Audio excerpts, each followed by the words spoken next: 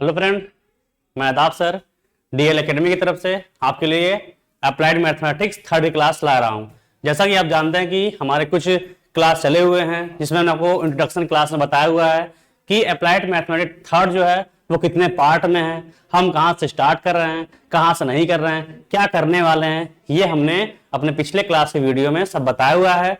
उसके साथ ही साथ हमने 3-4 वीडियो में ये बताया हुआ है कि उन पर सवाल कैसे लगाना है, कैसे नहीं लगाना है, कौन से पॉइंट चल रहे हैं। अगर जो स्टूडेंट बात नहीं जानते होंगे फिर बात सुन लीजिए। हमारे अप्लाइड मैथमेटिक्स थर्ड में 5 पार्ट हैं जिसमें कि हम लोगों ने जो स्टार्ट किया हमारे डीएल एकेडमी की तरफ से आपको जो मैथ क्लास थर्ड की क्लास मिल रही है, जो कि आपको पार्ट नंबर 2 से आपको क्लास स्टार्ट हुई है, जिसमें चैप्टर नंबर 4 जो है differential equation of first order, ये चैप्टर 4 है। लेकिन हमारे लिए जो क्लास स्टार्ट हो रही है वो हमारे चैप्टर नंबर 1 है, जो कि हमने इंट्रोडक्शन क्लास में आपको बताया हुआ है कि इसमें कैसे पढ़ना है, कैसे नहीं पढ़ना है, पूरा डिटेल में हमने इंट्रोडक्शन क्लास में बताया हुआ है। यदि जो स्टूडेंट नहीं देखे होंगे कि क्या चल रहा है, वो हमारे इंट्रोडक्शन क्लास में जाकर देख सकते हैं कि इनके बारे में कि अप्लाइड मैथमेटिक्स थर्ड जो है उसमें क्या है, क्या नहीं है, कहां से स्टार्ट कर रहे हैं।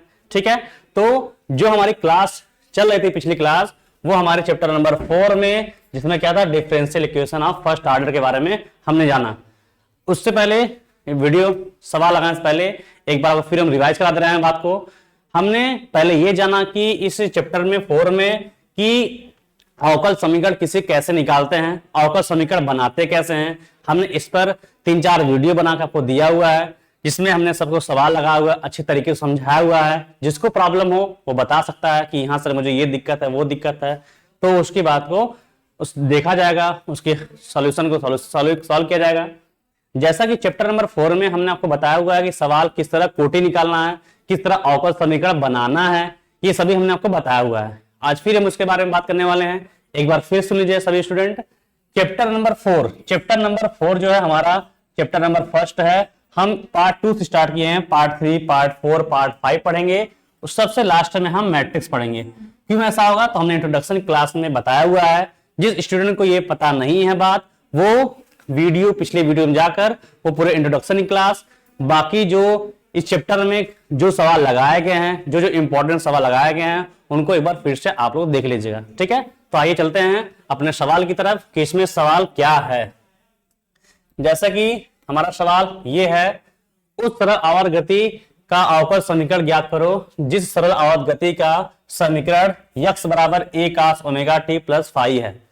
जैसा कि हम लोगों ने फिजिक्स में पढ़ा होगा कि SHM सिंपल हार्मोनिक क्या होते हैं। सिंपल हार्मोनिक जैसे कोई पेंडुलम है, कोई पेंडुलम इस रूप में कोई पेंडुलम है, जब इसको अपने हाथ से पकड़कर इस तरह से घुमा कर छोड़ देते हैं, यहां से छोड़ देंगे तो इस तरह से क्या करेगा, ये गति करेगा, इस रूप में गति करता रहता है और धीरे धीरे धीरे क्या होगा, ये रुक जाता है। तो इसकी गति जो होती है वो क्या कहलाती है, सरल आवर्त गति कहलाती है। साथ ही साथ ये इस साइड, एक साइड जितना दूर, चाहे इस साइड जितना अधिकतम दूरी जा सकता है उसे कहते हैं आयाम। उसे कहते हैं, क्या कहते हैं, आयाम। जितना किसी भी एक साइड अधिकतम दूरी जा सकता है उसे आयाम कहते हैं, जिसको हम ए से लिखते हैं। ठीक है, आयाम को ए से लिखाता है। साथ ही साथ अब मान लीजिए मैक्सिमम यहां तक गया, उसके बाद क्या होगा, धीरे धीरे इसकी स्पीड क्या होगी, कम होगी, और इसकी दूरी भी क्या होगी, कम होगी। तो ये लगातार धीरे क्या ऐसे होगा, फिर ऐसे होगा, धीरे धीरे क्या होगा, धीरे धीरे थोड़ी देर बाद क्या होगा, वो अपने आप रुक जाएगा। तो ये दूरी जो अपना रहा है, ये दूरी छोटी चाहे बड़ी दूरी जो अपना रहा है उसे कहते हैं विस्थापन। विस्थापन जो होती है, सबसे बड़ी जो विस्थापन होगी उसे आयाम कहते हैं। मतलब ये भी एक तरह से विस्थापन है, लेकिन विस्थापन कैसा है, ये मैक्सिमम विस्थापन है। मैक्सिमम विस्थापन को हम क्या कह रहे हैं, आयाम कह रहे हैं। लेकिन अगर वही मैक्सिमम नहीं होगा, सिर्फ दूरी चली होगी, तो उसे हम क्या कहेंगे, उसे विस्थापन कहेंगे, जिसको हम SHM में सिंपल हार्मोनिक मोशन सरल आवर्त गति में उसको किससे लिखते हैं, x से लिखते हैं या फिर y से लिखते हैं।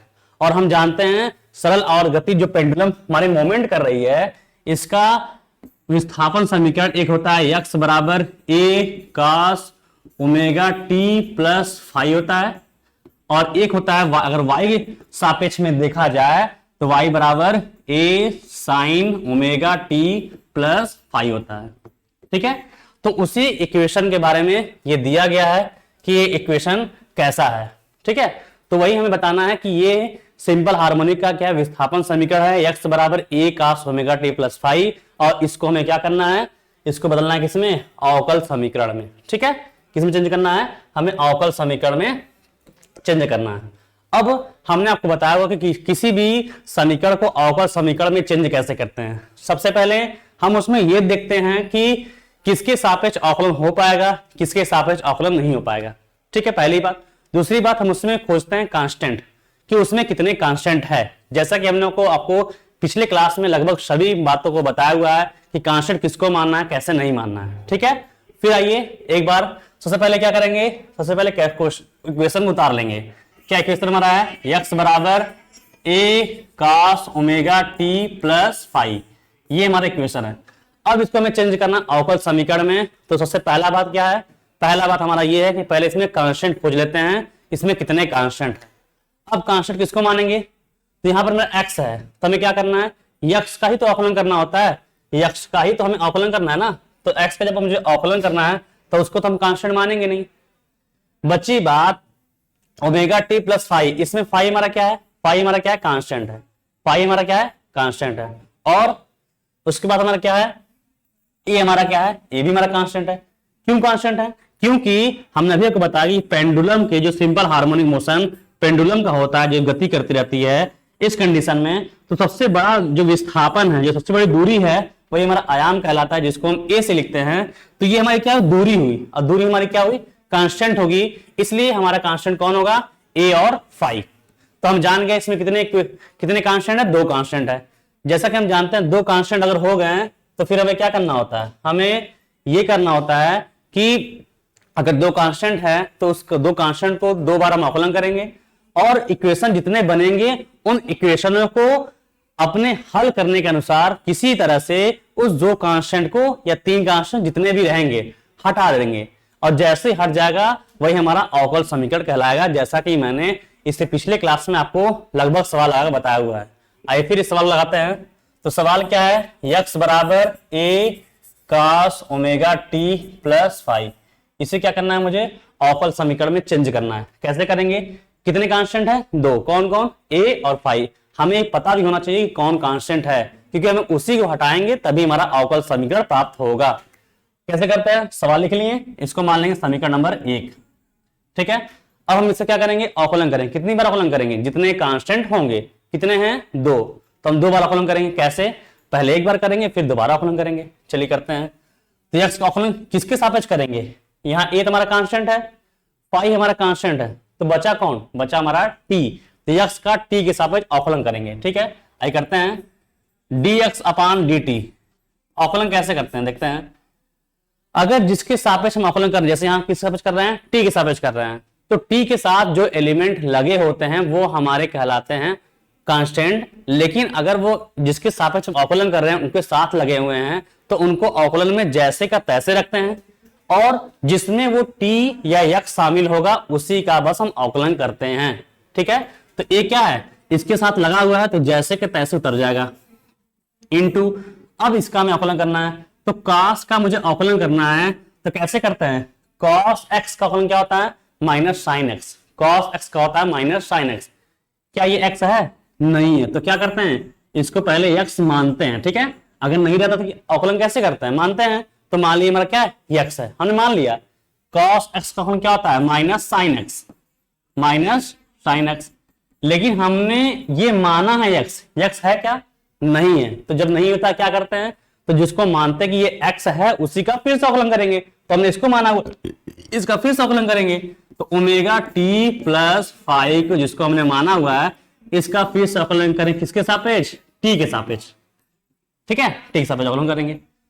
अगर जिस स्टूडेंट को अवकलन ना समझ में आए, चीजें ना समझ पाए, वो हमें बता सकता है कि सर मुझे अवकलन समझ नहीं आ रहा है, तो अवकलन के अलग से वीडियो बनाकर आपको दिया जाएगा, जिससे कि आपको मैथ पढ़ने में मजा और इंटरेस्ट दोनों लगातार बने रहे। ठीक है, dx अपान dt बराबर क्या होगा, इसका तो हम अवकलन कर चुके हैं, तुम्हारा क्या होगा, minus A sine omega t plus phi, ये हमारा हो गया, इनटू, अब हम इसका अवकलन करने वाले हैं, इसका अवकलन करने वाले हैं।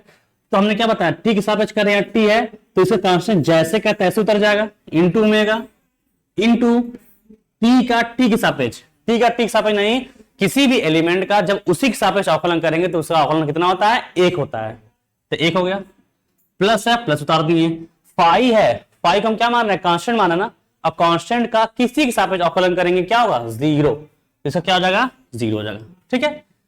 तो क्या निकला यहां से हमें, omega into one, omega plus zero क्या मिलेगा, ओमेगा मिलेगा, ओमेगा इसमें गुणा कर देंगे तो हम लिख दे रहे हैं यहां पर dx अपान dt बराबर minus A omega sine omega t plus pi होगा हमारा यहां से, ठीक है, हो गया। जब अवकलन कर ले तो उसे क्या करते हैं, समीकरण नंबर 2 मान लेंगे, ये हमारा क्या समीकरण नंबर 2 हो गया, ठीक है, समीकरण हमारा 2 हो गया, चलिए ठीक है। अब कितनी बार मुझे करना है, 2 बार करना, अभी कितनी बार हुआ है, एक बार, अभी एक बार बचा हुआ है, फिर दोबारा करते हैं, ठीक है, दोबारा करते हैं, यहां लिख देंगे पुनः आकलन करने पर, पुनः आकलन करने पर, पुनः आकलन करने पर, ठीक है, दोबारा करेंगे। अब कैसे करेंगे, देखिए यहां पर इसका आकलन किए, क्या अंतर आया, अंतर बस यह आया, ए जैसे का तैसे है, एक यहां से ओमेगा शामिल हो गया और का से क्या हो गया, साइन हो गया, बस यही चेंज हुआ ना। तो हम दोबारा आकलन करेंगे तो क्या होगा, एक ओमेगा और आएगा, साइन का फिर क्या होगा, फिर कास हो जाएगा, ठीक है। तो दोबारा आकलन करेंगे तो d2x अपान dt2 स्क्वायर बराबर क्या हो जाएगा हमारा, ये हमारा जैसे तैसे रहेगा, एक ओमेगा फिर निकलेगा और साइन क्या हो जाएगा, कॉस हो जाएगा, ठीक है। तो हम लिख सकते हैं माइनस ए ओमेगा स्क्वायर होगा, नहीं होगा, एक ओमेगा यहाँ पहले सा, अब इसका फिर करेंगे तो फिर यहाँ एक ओमेगा फिर निकलेगा, ठीक है। तो ओमेगा ओमेगा क्या होगा, ओमेगा स्क्वायर, साइन क्या हो जाएगा, साइन का हमारा होगा कॉस हो जाएगा, ठीक है। तो कॉस ओमेगा टी अब प्लस क्या होगा, फाइव हो जाएगा, इसे क्या मान लेंगे, समीकरण नंबर 2 मान लेंगे, मान लिए। अब हम देखें कि हमने देखा कि दो कांस्टेंट थे, ए और फाइव, दो कांस्टेंट थे, तो हमने 2 बार इसका आकलन कर दिया।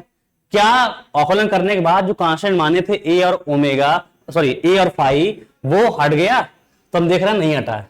तब कैसे हटाते हैं, तो हमारा तरीका ये होता है कि जहां मुझे हटाना होता है, जहां मुझे हटाना होता है उसके ऊपर जितने इक्वेशन होते हैं हम उनकी सहायता लेते हैं। इक्वेशन कौन कौन है, एक हमारे पास इक्वेशन ये है, एक हमारे पास इक्वेशन ये है, अब इनकी सहायता लेंगे, कैसे, तो बारी बारी चेक करेंगे क्या इनके नियम को लगाने पर वो हट जा रहा है, कैसे, ये देखिए हमने आपको बताया हुआ, फिर बता दे रहे हैं। अब हम देख रहे हैं कि यहां पर sign omega t plus five है, यहाँ क्या है, कॉस है, तो ये हट नहीं पाएगा, ठीक है, छोड़ दीजिए। ऊपर आते फर्स्ट पर, पहले सिंगल सिंगल हम पुट करना चाहेंगे कि क्या सिंगल अकेले इनसे ये हट जा रहा है, अगर अकेले हट जा रहा है हटा देंगे, नहीं हट पाएगा तो दोनों की सहायता लेके तब हटाएंगे, ठीक है। चलिए तो इससे तो नहीं हटा, अब इससे देखते हैं, इससे हम देख रहे हैं कि ये हमारा cos omega t plus five है और ये भी हमारा क्या है, cos omega t plus five ही है ना, ये हमारा क्या है, cos omega t plus five ही है। तो हम देखें कि अगर ये चीज देखा जाए, इसको, ये जो हम देख रहे हैं, जिसको हम पीले रंग से लिख रहे हैं, ये इसको हम देखें ध्यान से, तो ये समीकरण नंबर 1 से पूरा लिखा गया है, पूरा लिखा गया है, ये हमारा समीकरण 1 से देखिए पूरा लिखा गया है। इसको हम क्या लिख सकते हैं, इसको लिख सकते हैं पूरा x, इसका मतलब बन सकता है d2x अपान dt2 स्क्वायर बराबर माइनस ओमेगा स्क्वायर क्या होगा, x होगा, नहीं होगा। इसको हमने समीकरण नंबर 1 से क्या लिख दिया, x लिख दिया, और साइड में क्या लिख देंगे, साइड में लिख देंगे ऐसे, इस रूप में समीकरण 1 से, कहां से आपने किया, समीकरण 1 से मैंने किया। एक बात ध्यान रहे, मैथ में अगर आपको अच्छे तरीके से नंबर पाना है तो जो पॉइंट आप जैसे बदल रहे हैं, जहां से तरीका बदला जा रहा है, वो चीजें वहां लिख दीजिए कि मैंने इसको यहां से किया। जैसे इसको मैंने समीकरण 1 से x लिखा तो हमने साइड में लिख दिया समीकरण नंबर 1 से, ठीक है। तो हमने क्या देखा, 2 बार आकलन किया, 2 बार आकलन हो गया, ए और फाइव क्या कांस्टेंट थे, वो अब है नहीं है, इसका मतलब यही हमारा क्या कहलाएगा, यही हमारा अवकल समीकरण कहलाएगा। इसको बस पलट दीजिए, तो d2x अपान dt2 square plus omega square x बराबर क्या आ जाएगा, 0। यही हमारा क्या कहलाएगा, यही हमारा अवकल समीकरण कहलाएगा, ठीक है। तो फिर से एक बार समझ लीजिए कैसे करना है आपको। सबसे पहले इक्वेशन उतार लेना है, उसमें कांस्टेंट गिन लेना है, कितने कांस्टेंट है उसको उतनी बार मुझे अवकलन कर देना है। अवकलन करने के बाद जितने समीकरण बनेंगे उन समीकरणों की सहायता से उस कांस्टेंट को हटा देना है। जैसे कांस्टेंट हट गया, जो बचेगा वही हमारा अवकल समीकरण कहलाएगा, ठीक है। उम्मीद करते हैं कि आपको सबको समझ में आ रहा होगा। अगर चीजें जिसको अवकलन या समाकलन में दिक्कत होगी वो हमें पर्सनल बोल देगा कि सर हमें दिक्कत है, जिससे कि पहले अवकलन समाकलन समझाया जाएगा, फिर उसके बाद इसको समझाया गया, क्योंकि ये जो मैथ है ये बीएससी एमएससी लेवल की मैथ है, जो कि आपको बिना अवकलन समाकलन समझे नहीं समझ में आएगा। अगर आपको दिक्कत है तो चीजें आप बताइए कि सर में यहां दिक्कत हो रही है, उसको कंक्लूजन किया जाएगा। ठीक है, तो उम्मीद करते हैं आपको सवाल समझ में आया। चलिए आगे तरफ सेकंड सवाल, आगे सवाल देते हैं क्या है हमारा। एक सवाल हमारे पास ये है, y बराबर e पावर सी एक्स, y बराबर e के पावर सी एक्स। इसको क्या करना है, इसको भी हमें क्या करना है, अवकल समीकरण में चेंज करना है। किसमें, अवकल समीकरण में हमें क्या करना है, चेंज करना है। ठीक है, अवकल समीकरण कैसे बनाते हैं ये देखिए। फिर तो अवकल समीकरण बनाने का क्या तरीका है, हमारा तरीका यही है कि समीकरण मैंने देख लिया, इसमें हम देखेंगे क्या कि कितने कांस्टेंट है, उस कांस्टेंट को देखेंगे, हम उसकी उतनी बार अवकलन करेंगे और किसी तरह समीकरण में हम उस कांस्टेंट को हटा देंगे। जैसे हटा देंगे जो बचेगा वही हमारा अवकल समीकरण कहलाएगा। ठीक है, अब आते हैं इसका हम, तो हम इसमें पहले ये देखते हैं इसमें कितने कांस्टेंट है। y कांस्टेंट होगा नहीं, क्यों नहीं होगा, क्योंकि हमें y का हमें अवकलन करना है। किसके सापेक्ष करेंगे, तो देखिए e हमारा जानते हैं लॉग, लॉग का नियम जानते ही होंगे कि लॉग जैसे लॉग e ऐसे बेस, अगर लॉग का मान और बेस दोनों सेम होता है तो उसकी वैल्यू कितनी होती है, उसकी वैल्यू 1 होती है। यदि log x लिखा है, ऐसे log x लिखा हुआ है, अगर बेस नहीं लिखा है यहां पर, तो हम बेस क्या मानते हैं, बेस हमेशा e मानते हैं। और e का इसका नाम क्या होता है, e को कहते हैं हम क्या, एक्सपोनेंशियल। क्या कहते हैं, एक्सपोनेंशियल। एक हमारा क्या एक्सपोनेंशियल है, जिसका वैल्यू कितना होता है, जिसका वैल्यू होता है 2.718। ठीक है, इसको नोट कर लीजिए कहीं पर भी, ये आपको काम देगा। ठीक है, तो e बराबर क्या होता है 2.718, ये इसका मान होता है, जिसे क्या कहते हैं, इसको एक्सपोनेंशियल कहते हैं। ये लॉग का बेस होता है यदि लॉग के साथ कोई मान नहीं लिखा है तो। अब जैसे यहां पर y बराबर e के पावर cx लिखा है, तो y का तो मुझे अवकलन करना है, तो y तो कांस्टेंट मानेंगे नहीं। किसके सापेक्ष करना है, तो x सापेक्ष दिख रहा है, क्योंकि जैसे हम देखते हैं कि x दिख रहा है, t दिख रहा है, इस तरह हमारे पास जो अवकलन के समीकरण होते हैं वो x और t होते हैं। तो हमने देख रहे हैं यहां पर कि x है, इसका मतलब हम इसका x के सापेक्ष अवकलन करेंगे। अब कांस्टेंट किसको मानना है, ये तो हमारा लॉग का बेस है, ये हमारा कांस्टेंट होगा नहीं, ये लॉग का हमारा क्या है, बेस है, ये कांस्टेंट होगा नहीं। तो कांस्टेंट अब कौन बचा, बचा कौन, ओनली c। इसका मतलब इसमें कितने कांस्टेंट है, एक कांस्टेंट है, और मुझे इसको कितनी बार अवकलन करना पड़ेगा, उसको मुझे एक बार अवकलन करना पड़ेगा। तो एक बार अवकलन कैसे करते हैं ये देख लेते हैं। ठीक है, एक बार इसको अवकलन, इसको नोट कर लीजिएगा। ठीक है, मिटा दे इसको एक बार अवकलन कैसे करते हैं, जैसा कि सबको पता ही होगा, नहीं पता है फिर आपको हम बता दे रहे हैं कि इसको अवकलन कैसे करेंगे। सेम तरीका से, ये बहुत सिंपल है, बस आपको समझना देरी है कि कैसे समझा जा रहा है। एक कांस्टेंट है, एक बार हम अवकलन करते हैं। यदि आपको अवकलन नहीं पता है तो एक बार फिर से आप अवकलन का रिवाइज कर लीजिएगा। जैसे इसको हम करने से पहले आपको अलग से समझा दे रहे हैं कि अवकलन कैसे किया जाता है। जैसे y बराबर मान लेते हैं e के पावर 2x है, e के पावर 2x है। अगर मुझे इसका अवकलन करना होता है तो हम इसको लिखते हैं d dx ऑफ y बराबर, जहां पे जैसे हम फार्मूला हम जानते हैं, जैसे साइन एक्स का अवकलन क्या होता है, साइन एक्स का अवकलन होता है कॉस एक्स, कॉस एक्स का अवकलन क्या होता है, कॉस का होता है माइनस साइन एक्स। ई के पावर एक्स का अवकलन क्या होता है, ई के पावर एक्स होता है। टेन एक्स का अवकलन क्या होता है, टेन एक्स का अवकलन कितना होता है, सेक स्क्वायर एक्स होता है। ठीक है, सेक एक्स का अवकलन कितना होता है, सेक एक्स का होता है हमारा कितना, sec x into tan x होता है ना। लॉग एक्स बेस ई का अवकलन कितना होता है, लॉग एक्स बेस ई इसका अवकलन कितना होता है 1/x। जो हम अवकलन सब जानते हैं उन्हीं के बारे में बात हम कर रहे हैं, बस जो अवकलन जानते हैं उन्हीं के बारे में बात कर रहे हैं। तो जितने फार्मूला हमारे अवकलन के होते हैं, अगर जिसको अवकलन नहीं पता है फिर सुन लीजिए, जितने फार्मूला हमें अवकलन के होते हैं, जहां जहां यक्स है अगर वहां पे यक्स ही आ रहा है तो उसका अवकलन जो होता है लिख देते हैं। लेकिन जहां जहां यक्स है वहां एक्स ना होकर वहां कुछ जुटा हो या घटा हो, गुणा हो, भाग हो, तो पहले उसको हम एक्स मानते हैं, और एक्स जब मान लेते हैं तो उसका पहले अवकलन कर लेते हैं। अवकलन करने के बाद जिसको हम एक्स माने हैं उसका फिर अवकलन करेंगे, तब जाके पूरा अवकलन माना जाता है। जैसे अब आइए तो यहां देखते हैं y बराबर e के पावर 2x, मान लीजिए हमें इसका अवकलन करना है, तो हमें पता है कि e के पावर x अवकलन क्या होता है, e के पावर x होता है। तो क्या ये x है, क्या नहीं है, कितना है 2x है। तो क्या करना होगा, इसको पहले x मानेंगे, क्या मानेंगे, x मानेंगे। तो e के पावर x क्या होता है, e के पावर x होता है।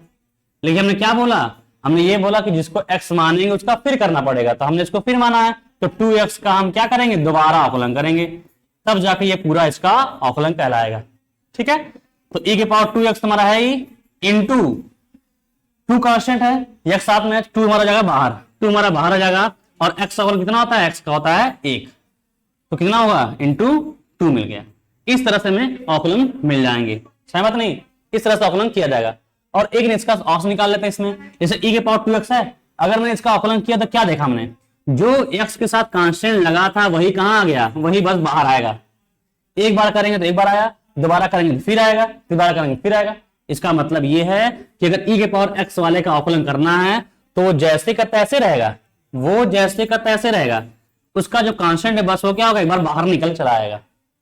ठीक है, तो वही चीज हमारे यहां भी है, कौन, कांस्टेंट। चलिए अवकलन करते हैं यहां पर, तो d d x of y बराबर, बताइए क्या होगा। तो हमने क्या बताया अभी, e के पावर x वाला अवकलन जैसे का तैसे रहेगा, कौन आएगा, बस कांस्टेंट चलाएगा आगे। तो e के पावर cx हमारा जैसे रहेगा, कांस्टेंट हमारा कौन है, c हमारा आगे निकल आएगा। ठीक है, अब हमने क्या देखते हैं, हमने देखा एक कांस्टेंट था, एक बार हमने अवकलन कर दिया। ठीक है, क्या वो कांस्टेंट हट गया, नहीं हटा है, c यहां भी था और c अब भी है, अभी तक हटा नहीं है।